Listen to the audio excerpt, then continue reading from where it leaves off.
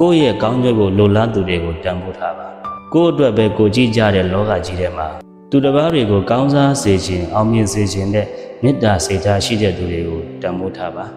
ငါတီးဟူသောအတ္တတွေများတဲ့ဒီလောကကြီးထဲမှာပရာဟိတစေထားရှိတဲ့သူဆိုတာအင်မတန်ရှားပါပါတယ်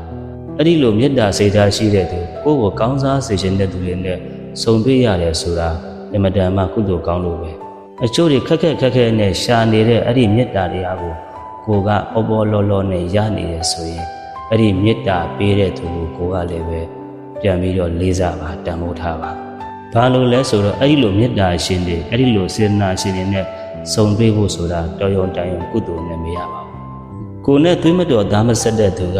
ကိုယ့်အပေါ်ကိုကောင်းစားစေခြင်းနဲ့ကိုယ့်အပေါ်ကိုအောင်မြင်စေခြင်းနဲ့ဆိုတဲ့မေတ္တာစိတ်ထားတော်ရုံတန်ရုံမေတ္တာစိတ်ထားမဟုတ်ပါဘူးတကယ်တော့ကိုယ်စီကဘာမှရယူလို့တဲ့စိတ်မရှိဘဲနဲ့ကိုယ့်ကိုကောင်းစားစေခြင်းနဲ့ကိုယ့်ကိုအောင်မြင်စေခြင်းနဲ့ကိုယ့်ကိုကျမ်းမာပြီးတော့ရှင်စေခြင်းနဲ့ဆိုတဲ့အဲ့ဒီမေတ္တာတရားဆိုတာတာမန်သူတွေမှာမရှိတတ်ပါဘူး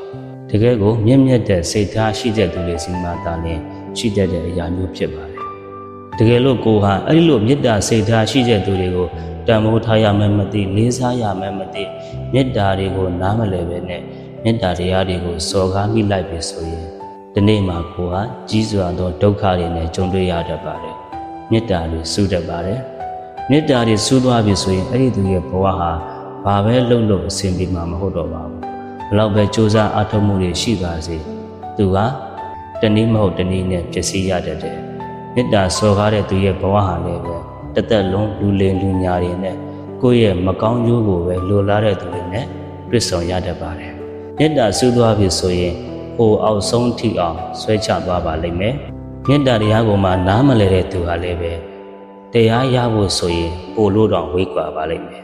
ဒါကြောင့်ကိုယ့်ဘော်ကောင်းတဲ့သူကိုယ့်ဘော်မေတ္တာစေတနာရှိတဲ့သူကိုယ့်စီကဘာမှရယူလို့တဲ့စိတ်မရှိဘဲနဲ့စေတနာတန်တန်နဲ့ကူညီပေးတဲ့သူတွေကိုကြုံနေတဲ့အခါမှာလေးစားပါတန်ဖိုးထားပါမစော်ကားမိပါစေနဲ့လေးစားတန်ဖိုးထားတတ်တဲ့ဆိုရင်တဝလုံးကိုစိတ်ချမ်းသာခြင်းကိုယ်ကျမ်းမာခြင်းတွေနဲ့အေးချမ်းချမ်းလေးနေရပါလိမ့်မယ်ဒါကြောင့်ဓမ္မမိတ်ဆွေများအားလုံးမေတ္တာရှင်တွေနဲ့စုံစည်းရတဲ့အခါမှာတန်ဖိုးထားတတ်ပါစေလေးစားတတ်ကြပါစေ